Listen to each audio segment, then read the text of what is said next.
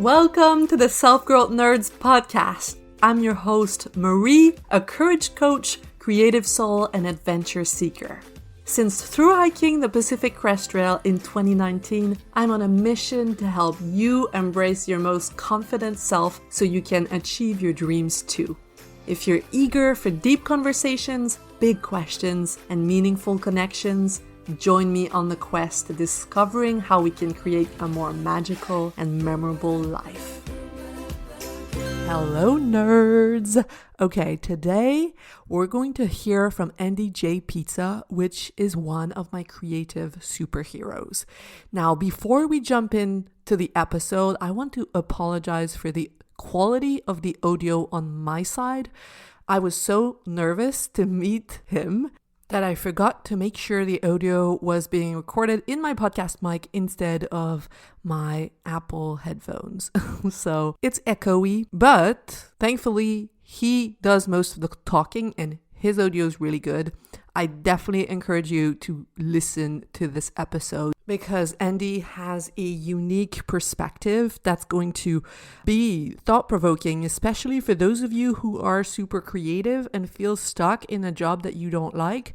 We talk about how to carve your own creative path, do something that you love, overcome your perfectionism so that you put yourself out there and find your voice and make money with your work. So have fun listening to this conversation. Please forgive me for the audio. And if you want to know what was going on behind the scenes with me in my mind and heart, listen to last week's episode about how to be calmer, because I tell the story of that specific day. Okay, give it up for Andy J. Pizza.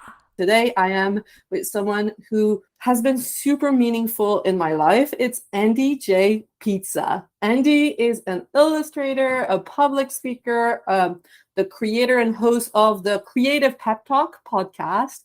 He's a teacher, has a gigantic heart, loves to dive deep into what's meaningful.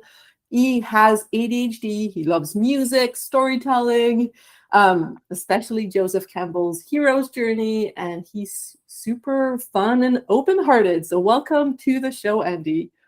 Hey, I almost jumped in there too early, but nice to be here. Very excited. Don't think I have anything to add to that intro. It was very humbling, and I really appreciate it. Mm-hmm. I want to tell my listeners how I know you.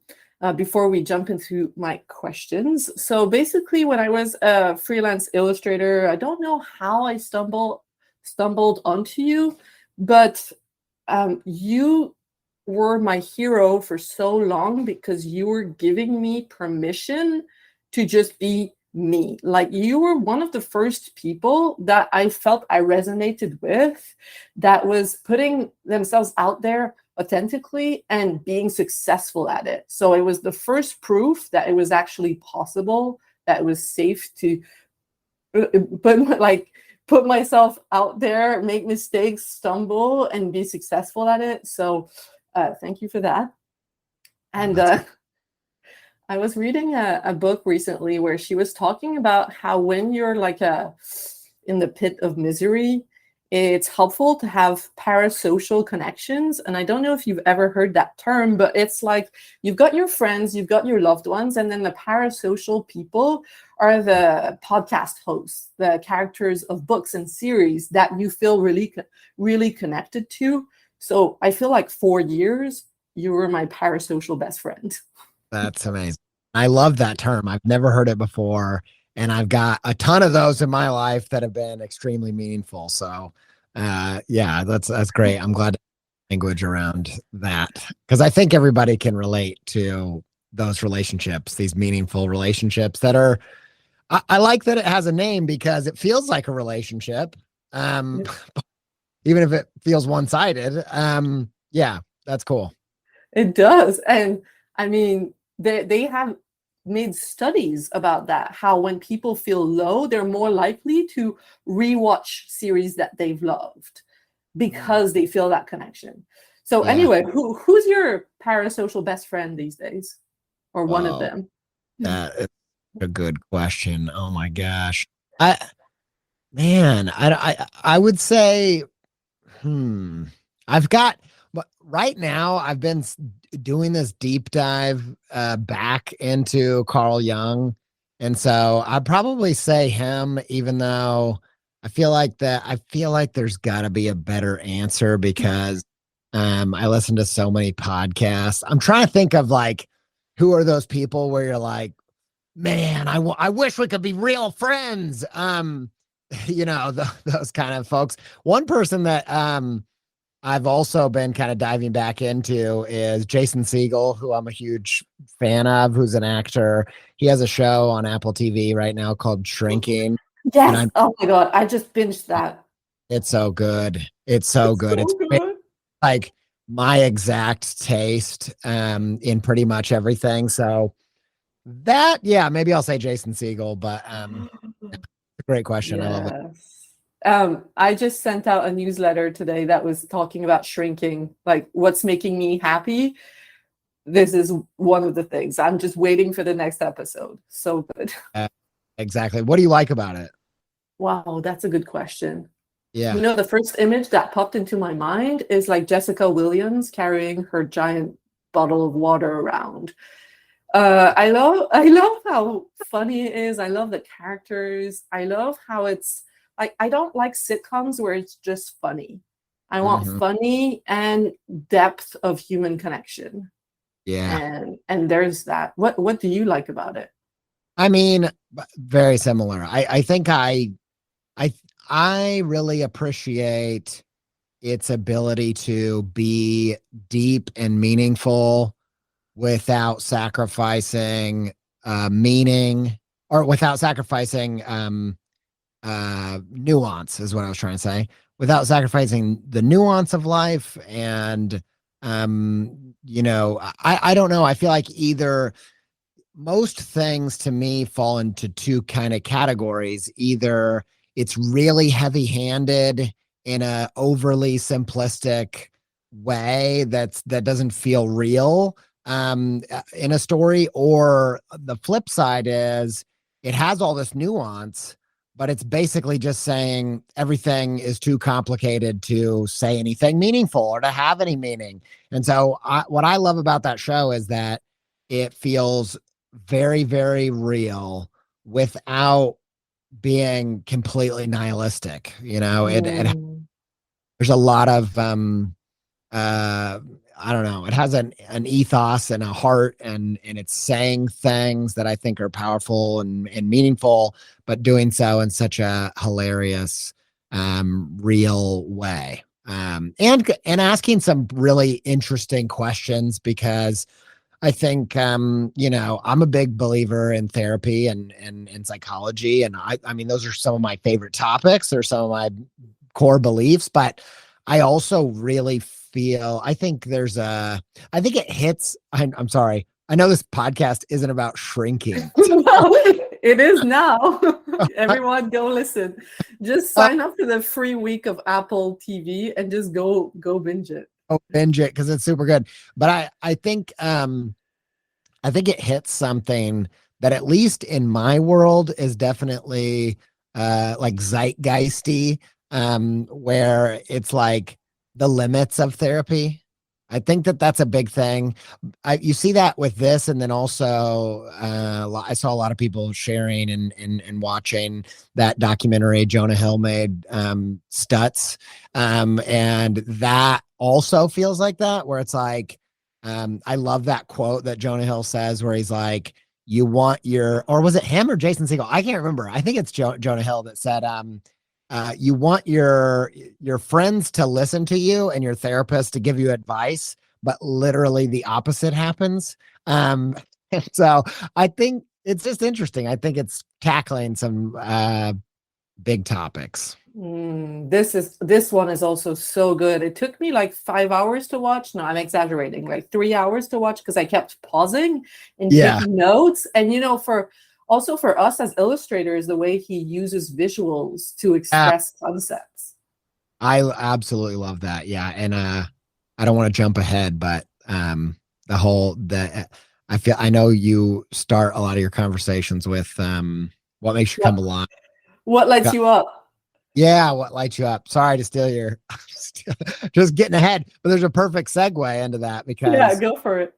I loved all the images that he used because right now, the thing that's probably lighting me up more than anything is images, image making, illustration, which sounds really cliche for someone who is an illustrator to say that. But illustration has mostly been a job for me for the past, 7 years probably. And I've loved it as a job that I loved and that I do love, but I have fallen back deeper in love with it than I ever have before. And a lot of that comes from Carl Jung and kind of going back into I fell in love with dreams as well. Like in my teenage years, I loved dreams, but then I kind of got serious and real about life and adulthood and stuff. And I was like, this is all nonsense. And came back to it through getting back into Jungian kind of psychology, and the it's really convinced me that the image is kind of the the most the language of the unconscious, the language of the deepest part of yourself, um by evidence of dreams, and connecting it to images to their power in terms of metaphor and story. um yeah, that's kind of been my enthusiasm and life force as of late. So yeah, I think Mm, the thing of using pictures just makes a ton of sense in terms of therapy, because I think our more primal self, that's the language that if you think about hieroglyphics, even that kind of thing, that's the language that I think it speaks in. yeah. And I've tried applying that, bringing that into coaching. Yeah, Drawing as I coach is way too stressful for now. But the one of the coach trainings that I did, it was all about visualization and helping the client walk through their minds, like almost like an adventure within their minds, that's and sharing the images that they come up with. So kind of half dreaming, yeah, that's all. or dreaming. There must be a word for this. Dreaming Well, away. yeah, the it sounds like what you're describing is similar to what they do. One of the things that like Jungian analysts do, which is they call it active imagination. Ooh, yeah, I love that. Yeah, active imagination. And Yeah, it's amazing how the images that you come up with stay with you as anchors, sometimes more than the words that you're gonna use. that makes total sense to me. I think I just think the deeper self. It's like one of the thing. I feel like the science world seems to be, and I'm a big fan of the science world. Like I love most of my opinions are grounded in, as much as possible, research and whatever I can kind of connect to. And so I don't have any pushback on the science, but it seems pretty inconclusive of like what dreams are. But to me, the more that I have engaged in my own dreams, I'm kind of shocked by how much rich metaphor you can find in there.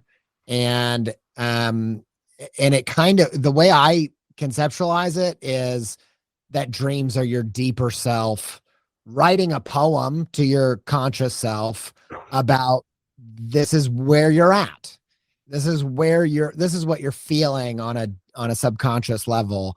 And so, you're dreaming about missing a flight, and you're like, what? I'm not traveling. What's going on? But for me, when I have that, it's my unconscious self saying, it's as if you're missing a flight. That's how you're feeling, as if you're missing a flight. And you're like, okay, well, what does that mean? But even there's usually even like poetic language and metaphor if you keep talking about it and reviewing it. And so, Yeah, I think images they stick with us. They hit us harder. I think that's my obsession that's why I'm obsessed with images is they are they're the basis of story. And I think stories, the reason we need it is because it just has a visceral, we can know something's true, but if it's presented through story, we can feel that it's true. And when we Yeah. feel that it actually sticks with us. You know what I mean? Yeah, we can no longer ignore it. Like Yeah. when I was going in a direction that was wrong for me, in a life that was not for me, I remember this dream I was having all the time. Now my listeners are going to think I talk about poop all the time because I talked about poop with Meg Lewis. Well, that's just Meg. Yeah. There was this dream I had a lot. It was me going to the toilet and trying, those public like toilets, and trying to find one that was not overflowing with poop, and I couldn't, and I would wake up panicked. It's gross. It's gross, but like when you have that dream every night, eventually like you're starting to feel, okay, I cannot ignore that this is not the place for me anymore. Like Yeah. I need to escape. Yeah. And this leads me to my next question, actually. You couldn't find a place to express yourself. That seems there's some metaphor there. You know what I'm saying? But something in that vein. You're good. Yes. Oh, couldn't find the right place to express what I really needed to express. What you needed to get out into the world. Exactly. Yeah. Oh my God, you're good at this. You're good at this, dream analyst. It's my obsession because and the reason why I got back into it is because I think that's what story is at its, and I fell in love with story, and you just start realizing like, oh, this is the way you tell someone something. You do it through, just like a dream does. So anyway, yeah, thanks. Awesome. Okay. So my next question weaves with this because many of my listeners I know are super creative, and they feel stuck in a job where they can't express themselves as they are. Maybe they made decisions in the past, like choosing where to go for college, choosing what kind of job or industry to work in, and they feel tied to that and now stuck. And like every path that they could take has so much risk and sacrifice and uncertainty. And I know you've been there. You've told your story on your podcast where like when you were in college, you were super free to do what you wanted. And the nightmare for you was the idea of the 9 to 5 cubicle because it's not made for people with ADHD. Definitely. So you've been there. And what would you tell? I know it's a big question, but what would you tell people about how to start going about carving their own path? Yeah. Towards a life. Yeah. I mean, it's a question I've thought about maybe more than any other question, purely based on the fact of the compassion that I have for any neurodivergent person who the world literally was not made with them in mind. The world was made for neurotypical people. Now, again, back to the very little I know about science, I kind of read up a little bit about, just psychologists, what they think, is there a neurotypical person? And the opinion seems to be, no, there's not a neurotypical person. But again, it's more like a spectrum. Like there are a lot of people that have a more similar brain than these outliers, right? So I just have so much compassion for people who are autistic and ADHD and dyslexic and all of these different ways of being, and them trying to force themselves into being something that they're not, and the pain associated with that, and the struggle, and then all the fallout that happens from people that are that deeply unhappy or struggling or not coping, like all of that. I mean, that's the reason I started my podcast, was because I had found some success in escaping the 9 to 5 in the types of scenarios where I was not thriving. And I just wanted to share everything that I'd learned. I was like, here's all the things that have helped me so far. And that's still why I make it. So the question is, if you find yourself in a place where you're not thriving or coping, it's not conducive to the way that you are, what do you do? I have a take on this. This is my take, and it's not going to be everybody else's take. But the first, there's kind of two pieces to how I think about this. The first one is, uh, well, yeah, the first one I'll say is it goes kind of into the dream thing. Is like, if you have a dream, a literal dream, like we were just talking about, and you had the dream you had, you don't wake up and think, oh, I need to go find a toilet. Like, that's not, you don't think that, right? That doesn't make any sense. We know that doesn't make any sense. We know it's a deeper part of ourselves that's speaking in a way that is symbolic or metaphorical or whatever. And so I feel like, in the same way that night dreams need interpreted, daydreams need interpreted too. And so if you grew up wanting, like I grew up wanting to be a stand-up comedian and wanting to be, or not a stand-up comedian, more like a comedy actor, like Saturday Night Live, that kind of thing. And looking into, that less as like, oh, this is a roadmap to the future. This is my childhood self giving me the coordinates of where I need to go as an adult. I think there's so many reasons why I don't think it works like that. For one, I love being a podcaster, and podcast didn't exist. So I couldn't have even dreamt of being a podcaster, right? What the world will look like in reality when you're ready to be whatever it is you're going to be is probably nothing like the way that it is now. The job that you have, whatever it is. And not only that, whatever you were yesterday might be gone. So like the opportunities in reality are always shifting. And in that same way that the kind of ego, the version of you that's here on a planet in physical reality has to do the work of symbolically translating what the dream is about into your world. I think that the same goes for creative pursuits and dreams, is that you have to put in the time to say, well, what was it about comedy acting that was so attractive to me? Because really it was just it was the symbol I had. Living in the Midwest, like I wasn't surrounded by creativity. Those were the artists that I knew, and they were the people that were being fully themselves. A lot of them were neurodivergent, and that was a job for them to do something that came natural to them. That's what I wanted. That was the symbol that I was attracted to, right?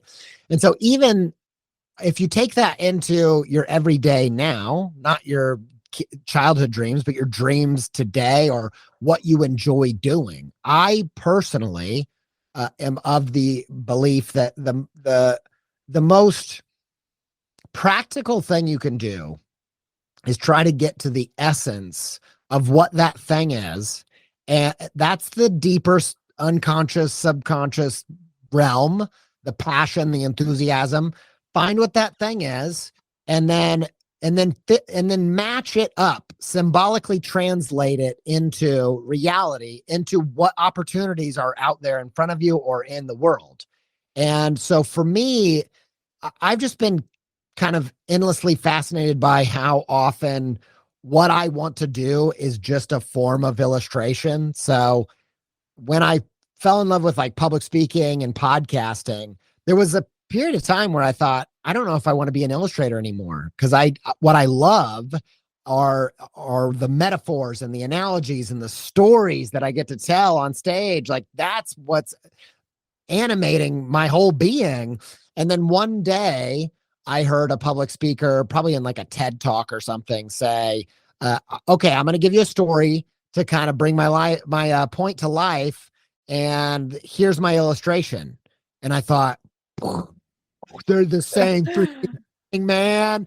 And so that kind of led me down this path of like getting to the essence of what is the symbolic meaning of the dream. So when I wanted to be an illustrator, or when I wanted to be a podcaster, or whatever it was I wanted to be, why did I want to be that? What was I trying to do? Because if you get to that little thing can stand the test of time.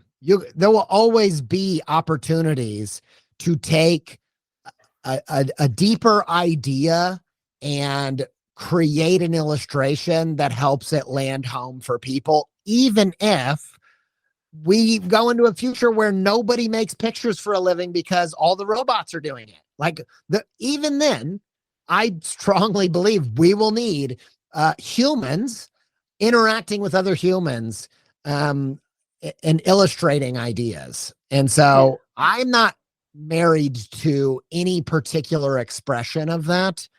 I just want to do that because that's what I love to do. So that's the longest answer ever for a simple question. But if you find yourself in a place where you hate what you're doing, rather than follow your dreams or whatever, I think that's true. I just think following your dreams is a great idea.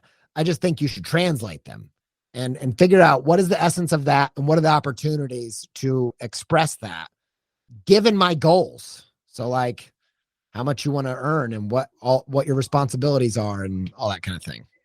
Yeah. Um, there's a quote I heard. It was like, "Don't commit to a job, commit to a vocation." Mm-hmm. There's freedom in knowing, okay, this is what the deeper meaning of what I care about. If I lose this job that I love, then I'm not stuck with nothing because I could apply this to in so many different ways. Yeah, 100%. Yeah, that's it. And yeah, to me, I feel my job is what my vocation is to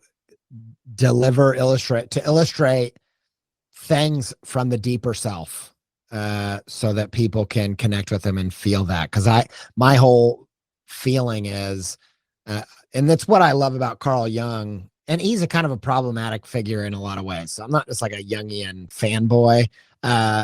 He was a product of his time, and there's a lot of different critiques. I think but he was an interesting character, and he had a lot of really interesting ideas. But the one that I'm most attracted to is the idea of individuation. That's what he called it. And it was just getting the conscious self integrated and whole with the unconscious self. And that's a big fancy way of being like authentically you. And so that's whatever I'm doing, I think that's what it's about. Hmm. Yeah, and there's like what you were sharing makes me think about how there's so much value in going to investigate what you loved as a child, like that Ah, quote from James Victory, like what made you weird as a child is what's going to make you great today. true.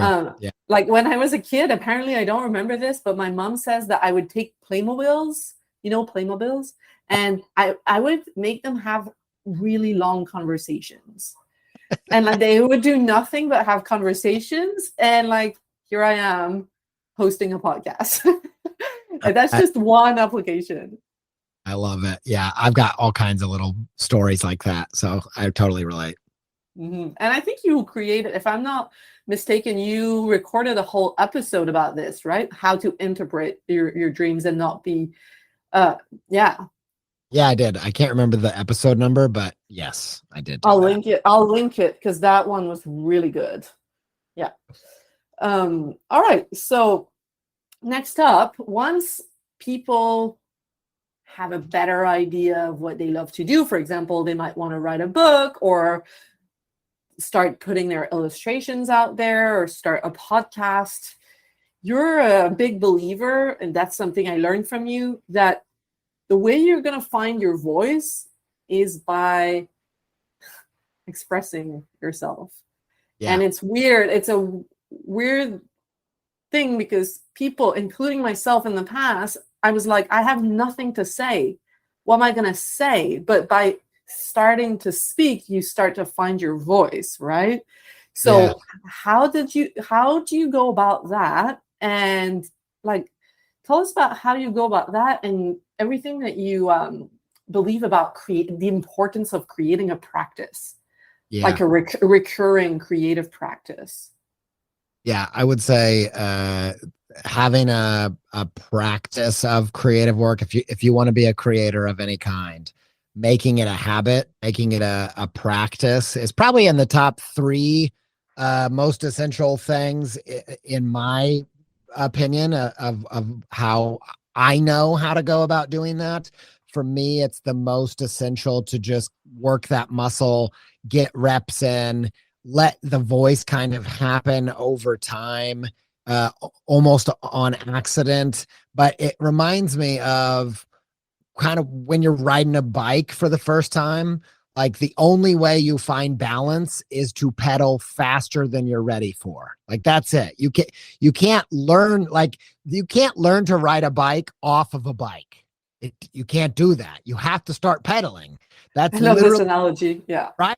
So it's the same for art. Like you can't figure out your voice sat back thinking about it. That doesn't work that way. The other analogy I always think of is I grew up watching that WB show, Smallville. I didn't really like it. I'm not, no offense if anybody from that show is hearing this, maybe Chloe from jail, one of the people from the show ended up in jail.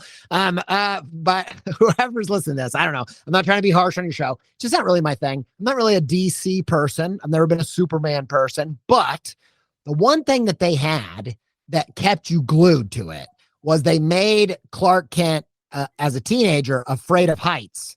And so he didn't know that he could fly. And so the whole time you're just waiting. You're like, is he going to fly?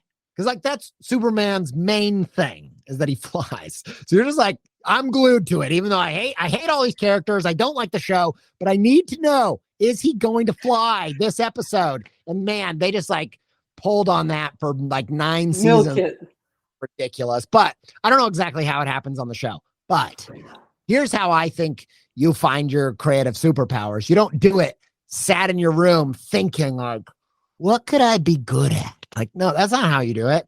It's you as Superman fighting a villain on a rooftop. You get knocked off, but you don't hit the ground because you realize, oh my gosh, I'm flying. Like you do it by making mistakes, by doing things, like taking action. Like that's the way. And it's the same way that it happens in any story. I don't know why it's called a 3-act story, but I think it's because they're acts, they're actions, they're things that push the story forward, are doing things.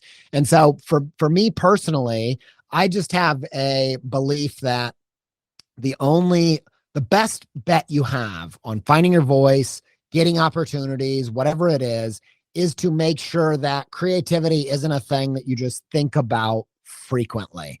It's a thing that you are doing. And for me, the full creative process is it isn't just making something. For me, creativity is, we're social animals. Like if you put someone in solitary confinement and you leave them, they lose their sense of self. Like we don't know who we are without other people. And so to me, creativity without connection isn't the full creative process. Like until I want to have thought of the idea, made the thing, shared it with somebody. Like that's the full practice. So if that's the full doing it on a regular basis, making sure it doesn't have to be online. It could be in a class, it could be your spouse, it could be anybody, but I think it has to be.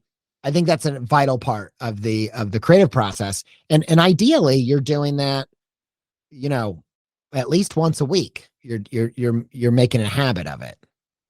I And haven't. you're gonna find who you are, because I also think there's a thing of like when you're just like I think one of the best things you can do is force yourself to come up with more ideas than you think you're able to, because eventually that quantity, you're just going to be backed into a corner where you're going to be forced to try things. You're going to be forced to make bad work. And a lot of times the bad work is where you're making mistakes and something weird's happening.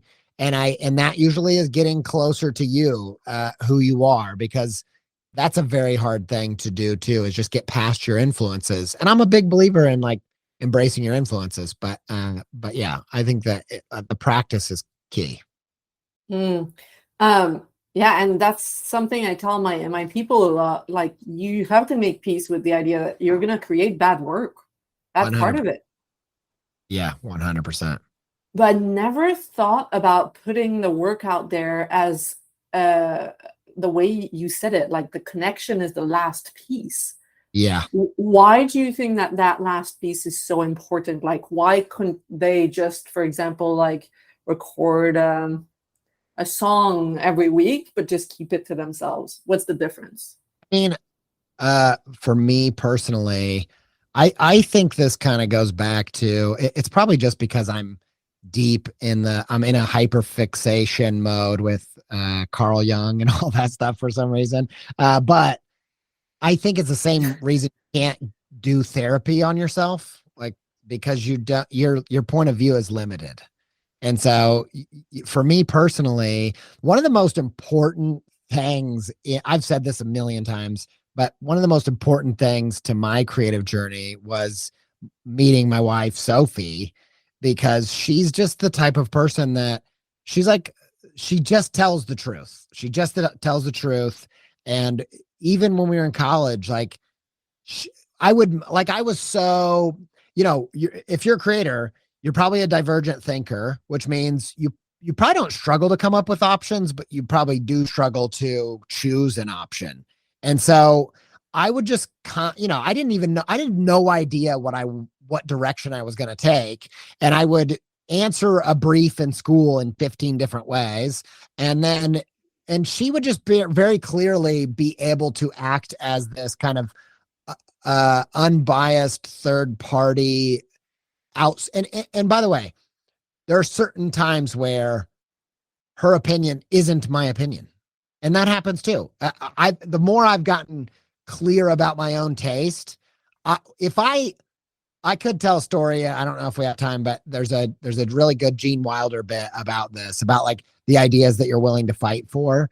But the reason I think you have to put it out, the best example I could give you is stand-up comedy. I'm such a huge fan of stand-up comedy because to me, it's like the most hardcore practice of creativity, because I think partially because the pass or fail is so visceral. Like, either people are laughing or they're not laughing. That's it. There's nothing else. Like, and so it's so mechanical. It's such a good thing to learn from. And yet also it's craft and art at the same time. Like, it's both magic and science. And so I just aspire to be that kind of creator. And so, I learned that from them, where they don't just create a special. They go to the club and they say, I think this is funny. I think that's funny.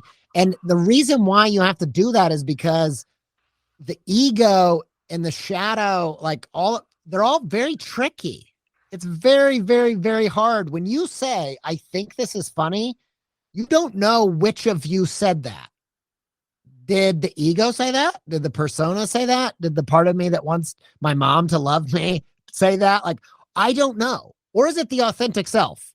The best way to figure that out is this goes back to the Gene Wilder thing, but the best way to figure that out is to get it in front of people, not because they're going to tell you, but you're going to know when you said it to them, whether it was authentic or not. Yeah, Like, you're gonna feel it. you're going to feel it. You're going to feel it. Like, did what I say in this work, was it true or was it not true? And the Gene Wilder story, I'll say it super fast. There's a movie that he was in and he suggested a scene, and the person pushed back on him. And he's like, no, I don't like that. And he's like, if we don't do this scene, I'm not doing it. And they're like, okay. And then later he felt bad for being so like pissy as a creator, and went back and apologized. And the person he was talking to was like, oh, I actually didn't have an opinion on that. I just wanted to see if you believed in it enough to fight for it. And since you did, I thought, okay, we're going to keep it. And that to me is, I don't always know if it's an idea I'm going to fight for until I've shared it. And if I've shared it and the audience doesn't laugh, but I still think it's funny, it doesn't really matter. Doesn't matter, but I think the sharing of it is a key part of the process. I love that. Okay. And what would you like tell someone who says, "Oh, but Andy, like my taste is way up here and what I create is way down there, and the gap between both is painful." Yeah, that's something that I know a lot of people that you're referring to this thing Ira Glass talked about, and it's something that everyone got so. I had such a different reaction to that video. I don't know what video you're talking about. Okay, I'll tell you. It's something that happened, like a conversation I was having with someone who told me this at a party last weekend. Okay. So this is I believe it's a reference to this video of the host of This American Life, Ira Glass, talks about that. And it's an idea that spread a lot further beyond him. So, I think it's just become part of creative culture. And it's the idea, he says in that video, he's like, we all got into making stuff because we have great taste. But it's also the thing that makes us give up because we have great taste. We're like, oh, I know something that would be great. And then we go to make it and it's not as good as our taste. And so there's this big gap where we're like, we have great taste. And that great taste is the thing that tells us what we made sucks. And so the gap he talks about is just this long period of time of developing skill and being able to withstand the period of time where your work sucks, right? And so I totally get that. It makes total sense to me. And in many ways, there are ways that I've definitely felt like that in my creative journey. But everyone that I know that watched that video, their obsession was, or the thing that resonated with them was the gap part. But the thing that I'm someone who I feel like I always am trying to get to the bottom of things. I don't know who it is, but it's like a business writer. And he said, I think it's Cal Newport. I don't know. I don't know who said it, but it was some guy who retired from email because he was like, email's great for people whose job it is to stay on top of things, but my job is to get to the bottom of things. So email's completely, and that is how I feel. Like I want to get to the bottom. I want it to get underneath it. And so when I watched that video, the thing that stood out to me wasn't the gap, even though I think that's really an interesting thing. It was the first thing he said. I was like, wait a second, hold on, what? Because he said, we all get into making stuff because we have great taste. And I thought, okay, I think you're taking that for granted because I don't think, maybe that's true, but I don't think people realize that's true. I think most people that's why one of the most common questions in podcasting and in interviews and all that you hear is, when did you realize you were good at this? A skill. And I think not all, but most creators, they didn't start doing it because they thought they were good.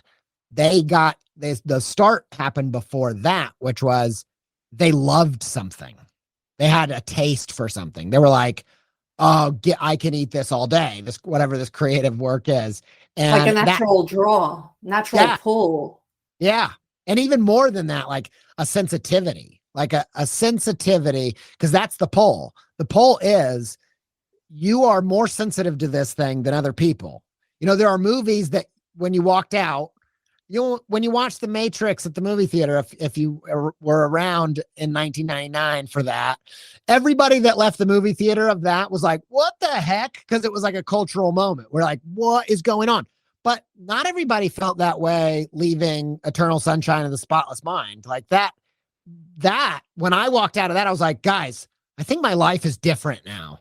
And, I look around and they're like, yeah, it was good. And I was like, no, it wasn't just good.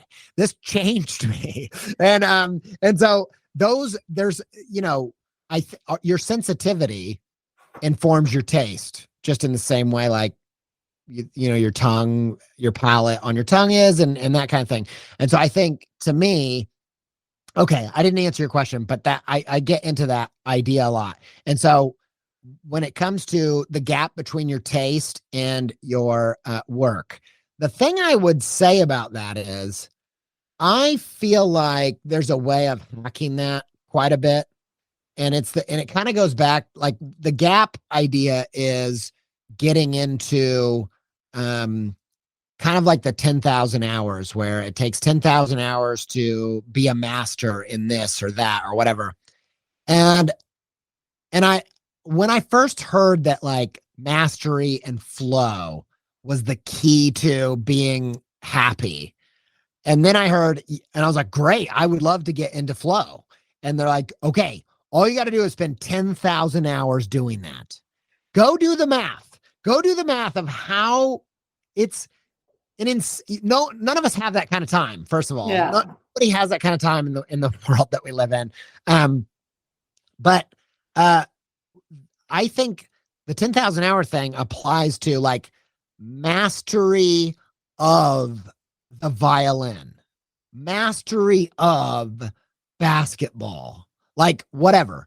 But you can master layups in basketball in 1,000 hours. And you can experience flow in that.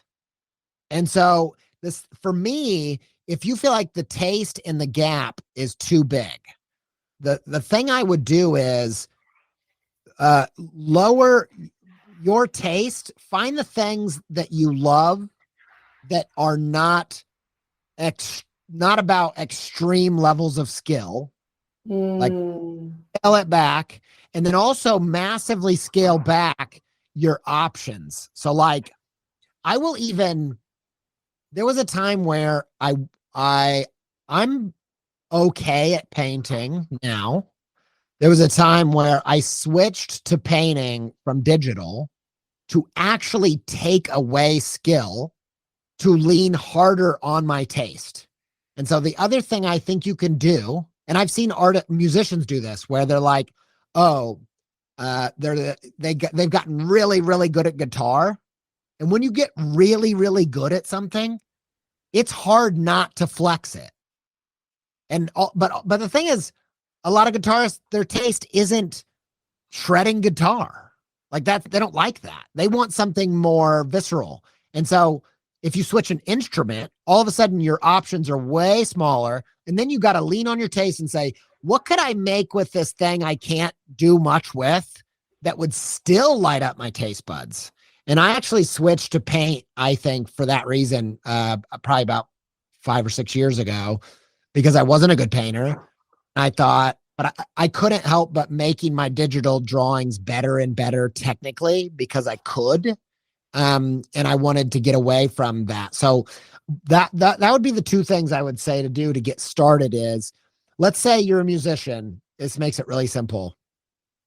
And you put all of your, favorite songs that you're obsessed with on a 50 song playlist. Okay. And then go through and see which of these is easy to play. Which of those, what's the genre? It's probably going to be like punk, okay? Because it's just power chords, okay?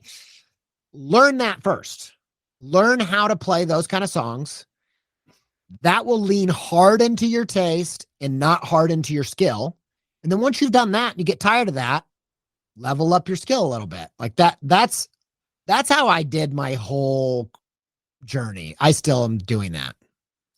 This makes me think about what I think her name is Angela Duckworth talks about in her book Grit, like structured practice.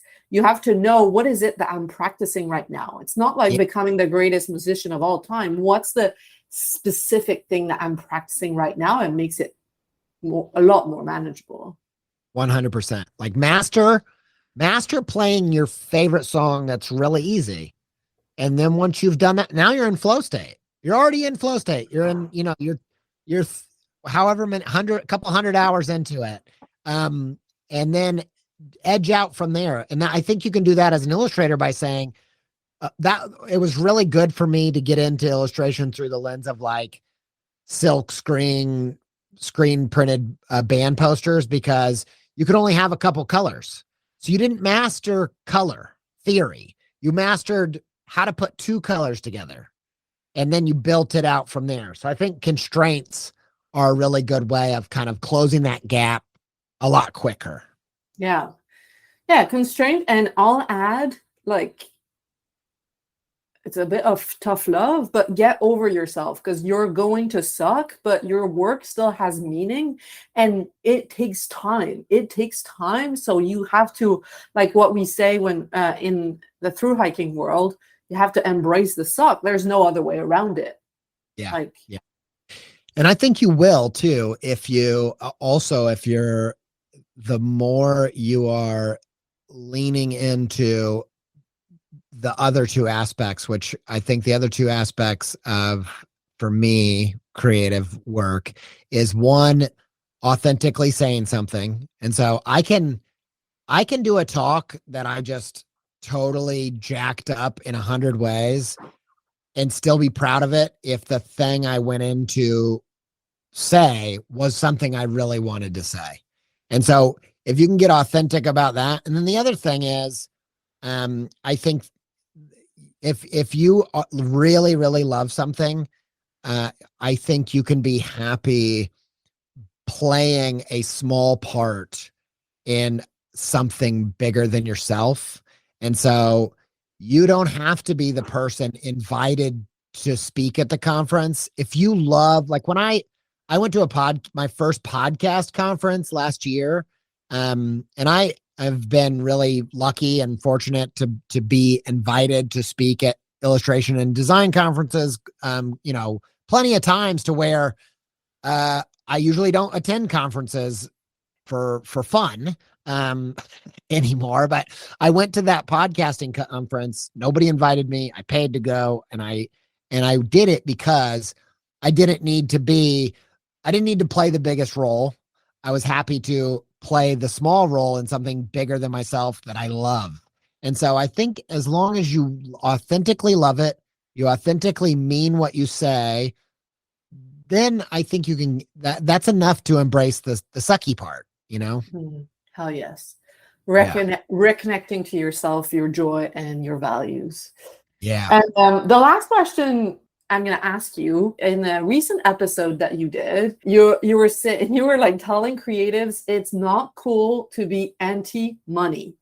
Like, Right. being anti-money is hurting you, because we all live, well, all of us in at least Canada, America, live in a capitalistic society. And so you have to take care of yourself, your loved ones, and start being smart when it comes to business and money and selling your work. So what's your thinking about that? How's it evolved, and what's the like main thing you want to share about this? Yeah. I mean, I think that even if we change our economic structure and we no longer have capitalism, and let's say we go to a world where there's no money, there's no exchange that way, I think it'll even apply then that you work really hard to understand who you are and what your value is and what your self-worth is and what you value about yourself, and owning that, and being unapologetic about that. Because the main reason is that, unfortunately, there are people in the world out there looking for super valuable people that don't value themselves. They are Yes. to find and exploit those people. And one of the examples I think a lot about are the music world. I have a little bit of experience just working with bands and stuff like that. And I feel like there's a lot of pride around being unprofessional, and I can understand that through the lens of like punk. I get the pushback on it. I get all that, and I respect that. But I think the thing that uh, sometimes it feels like they feel this sense of pride of like, I don't really deal with any of the money. I don't do it for the money. I'm not involved in that, whatever. And then people come to them and they're like, oh, you know what? You're the artist. Don't even think about the money. Seriously, let us think about the money. Guess what? If they're the only one thinking about money, they're the only one making the money. Okay. On you, because you've distanced yourself from this economic structure and your value and understanding it. And so for me personally, although I of course I think about the complexities of what it looks like to exist in this space as a creator, and I try to be mindful about that. And money has been a long journey for me to be comfortable charging for things, but ultimately, I think if you can, again, get to the bottom of it instead of staying on top of it, if you can get to the bottom of it, you can get past, just like I did with illustration. Illustration is a word that we think means drawings, but that's not what it is. My favorite definition is writing with pictures. Like that's closer. But getting to the bottom of money isn't money. Money is how people vote for what they value. That's what it is. And so if you're showing up with value, you deserve to be compensated for that. And you need to get your hang-ups around whatever it is about the idea of the symbol of money. Hell yes. Thank you so much, Andy. Can you tell us where people can find you? Yeah, probably the best spot is still the Creative Pep Talk podcast.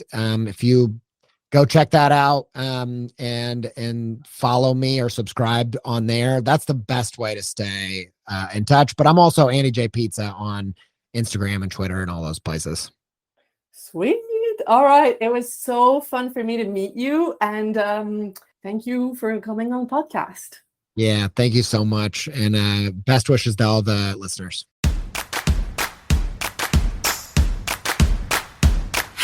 If you love what you're hearing on the Self-Growth Nerds podcast and you want individual help finding a new direction for your life and developing the courage to make your dreams a reality, you have to check out how we can work together on selfgrowthnerds.com or message me on Instagram at selfgrowthnerds. My clients say they would have needed that support years ago. So if you're tired of feeling like you're wasting your life, don't wait. Get in touch now, and I cannot wait to meet you.